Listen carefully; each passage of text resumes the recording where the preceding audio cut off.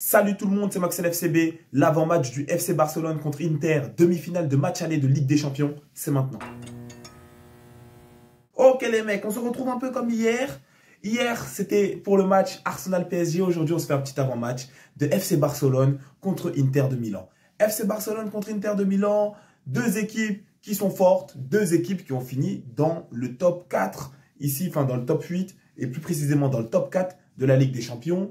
Trois équipes sur 4 du top 4 de la Ligue des Champions de la phase de Ligue sont encore dans cette compétition.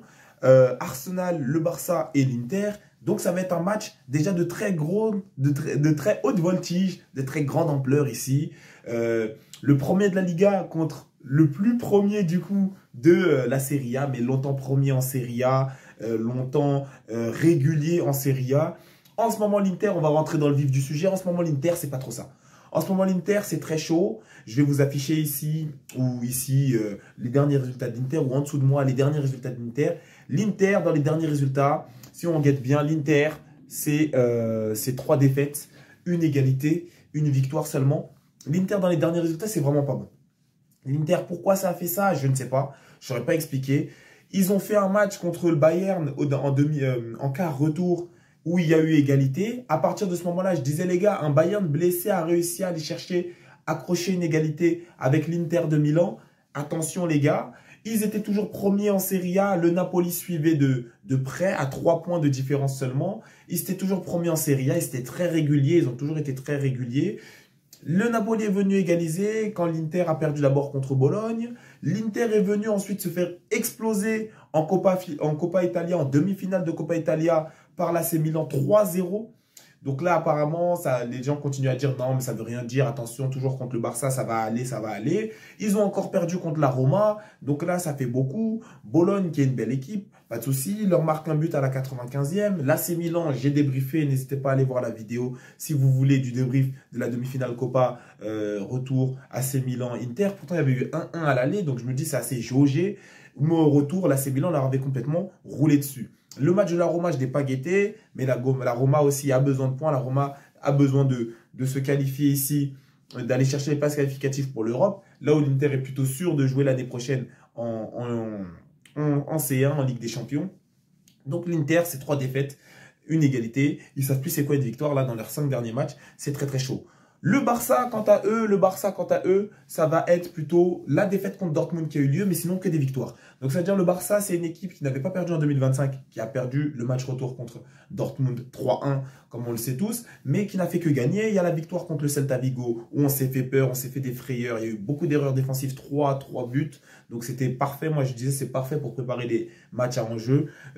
La Coupe du Roi et la Ligue des Champions. 3 erreurs défensives, on a pris 3 buts. C'était bien fait pour notre gueule. Le match contre Majorque 1-0, où on a tiré au but, on devait marquer 8-0. Il y a eu un grand gardien, donc ça nous prépare aussi le mental toujours pour les grosses compétitions où il peut y avoir un gros gardien face à nous et où on peut proposer une animation offensive qui vaut 15 buts, mais au final, il n'y en a qu'un, donc ça prépare toujours. Moi, je dis toujours bien. On a été sérieux, on n'a pas été inquiété défensivement dans ce match-là. Donc, même s'il finit à 1-0 et que ça devrait être 8-0 normalement, ben, c'est pas grave. Et on a eu l'affreux vol, le match que tout le monde a vu, le match où tout le monde voulait nous voir gagner, tellement le Real Madrid a volé, le Real Madrid était stupide, un club qui ne travaille pas à l'entraînement, ils l'ont démontré. Le 3-2 contre le Real Madrid, match totalement maîtrisé, enfin totalement mérité plutôt du Barça, un peu moins maîtrisé. Le Barça était un peu plus fatigué. Le Barça a d'abord fait peur au Real Madrid. Le Real Madrid était un peu apeuré. En première mi-temps, ils ne foutaient rien. Ils étaient décevants. Le Real Madrid s'est réveillé en deuxième avec l'entrée de la noisette magique. Un gros Bellingham au Real Madrid. Un Courtois aussi présent, même s'il a fait une bourde sur le but de Ferran Torres, le 2-2. Mais ensuite, 3-2, but de Jules Koundé. Le FC Barcelone, voilà, qui est toujours au-dessus du Real Madrid. Ça ne change pas. Mais c'est très vrai que dans ces 3 dernières victoires, il n'y a pas de victoire maîtrisée. Ça, c'est la vérité. On gagne, mais il n'y a pas de victoire maîtrisée. On gagne parce qu'on est super fort en attaque et qu'on va marquer. On n'a jamais fait un match où on n'a pas marqué. Donc, on va finir par marquer. Ce n'est pas un souci. Mais il n'y a pas de victoire maîtrisée. Même contre Majorque, une victoire maîtrisée, ça aurait été un minimum 3-0. Parce qu'en fait, le 1-0 permet à, si jamais par chance, l'adversaire se retrouve à marquer un but, c'est une égalité, tu perds déjà 2 points. Donc, ça veut dire que FC Barcelone contre Inter, même si le FC Barcelone a 4 victoires et une défaite dans les 5 derniers matchs, il va falloir faire attention. Maintenant, l'Inter, c'est une belle équipe, mais c'est une équipe qui perd beaucoup en ce moment. L'Inter joue en 3-5-2, on joue en 4-2-3-1 avec trois milieux entre guillemets, voilà, les milieux offensifs. Mais bref, en gros, le 4-2-3-1, c'est un 4-3-3 où quand on n'a pas le ballon, on est censé resserrer, mais personne ne resserre. Et donc, ça veut dire quoi? Déjà, contre Dortmund, le Barça, au match retour, on s'était fait surprendre parce que, parce que Dortmund jouait en 3-4-3. Ça veut dire qu'ils avaient beaucoup de gens au milieu de terrain. Et lorsque tu fais jouer Pedri, Olmo, mais il n'y avait pas Olmo, Pedri, De Jong, et je ne sais plus qui a joué 10, ça devait être Fermin. Et c'est très léger. C'est très léger. C'est-à-dire qu'on te met 4 milieux de ouf. Enfin, pas 4 milieux de ouf parce qu'il pue la merde Dortmund. Mais on te met 4 milieux et ça fait une grosse masse au milieu de terrain. Et donc, c'est très important. Et c'est pour ça que ce match, je trouve, on a été bouffé au milieu de terrain. Même si Dortmund est venu avec des vraies intentions, il y a aussi ça qui a beaucoup joué. On a été bouffé complètement au milieu de terrain. Et ça fait qu'à la fin, on s'est pris ce qu'on s'est pris. Donc, au milieu de terrain, il va falloir se gérer. Là, cette fois-ci, il n'y aura pas 4 milieux, il y en aura 5. Ils sont en 3-5-2. Donc, ça veut dire que ça va être très, très chaud au milieu de terrain. Les défenseurs, des fois, il ne faudra pas hésiter qu'un défenseur vienne stopper. Les trois MOC, là, il ne faudra pas hésiter à redescendre parce qu'au milieu de terrain, la densité, elle sera dans leur camp. Maintenant, on aura le ballon. Et ça signifie aussi que, excusez-moi, ça signifie aussi que, en une passe, tu casses une ligne de 5. Ils seront dans la merde défensivement. Ils seront dans la merde et on va se régaler. Donc ça, c'est un match qui veut dire deux choses. Ça va être un match où bagarre au milieu de terrain. S'ils nous étouffent au milieu de terrain, c'est pour eux. Si on arrive à se gérer suffisamment, à être bon dans les transitions, parce que c'est ça qui va jouer, et à réussir à vite aller vers l'avant avec des passes cassées de Pedri, de Jong, des passes cachées, excusez-moi, de Pedri, de Jong, on va aller marquer plein de buts. On va aller marquer 8 buts. Parce que tu ne vas pas nous permettre de passer une ligne de 5 et derrière te retrouver à chaque fois en 3 contre 3, 4 contre 3 parce que Daniel Olmo sera entre l'entrejeu. Ça va être l'homme de ce match. Je vous le dis déjà, ça va être la clé de ce match parce que ce mec-là, il sera que dans l'entrejeu. Donc ça veut dire que le milieu, il sera coupé comme ça, où tu auras Daniel Olmo juste derrière la ligne de 5, Pedri de Jong juste avant. Et ça va jouer des transitions comme ça. Daniel Olmo se gère bien ici, on explose l'Inter totalement. On explose l'Inter qui n'a pas gagné depuis 3 matchs. S'il y a une mauvaise gestion, et c'est pas tant une mauvaise gestion, mais c'est plutôt le fait de se dire que c'est des milieux rugueux, ils sont très stock, ils sont très voilà, bagarreurs. Et donc s'ils nous étouffent au milieu de terrain, c'est pour eux. Parce qu'ils vont être 5 ici et ils vont faire des vagues comme ça. Et avec leurs 2 attaquants, leur jeu raté une fois, c'est quasiment but. Même si Chesney, c'est mon gars, c'est mon tonton. Voilà, on boit souvent ensemble. Moi, je prends une grenadine, lui, il prend de l'alcool. Voilà, il prend un punch. Mais voilà, on boit souvent ensemble. Voilà, c'est mon tonton, c'est mon gars.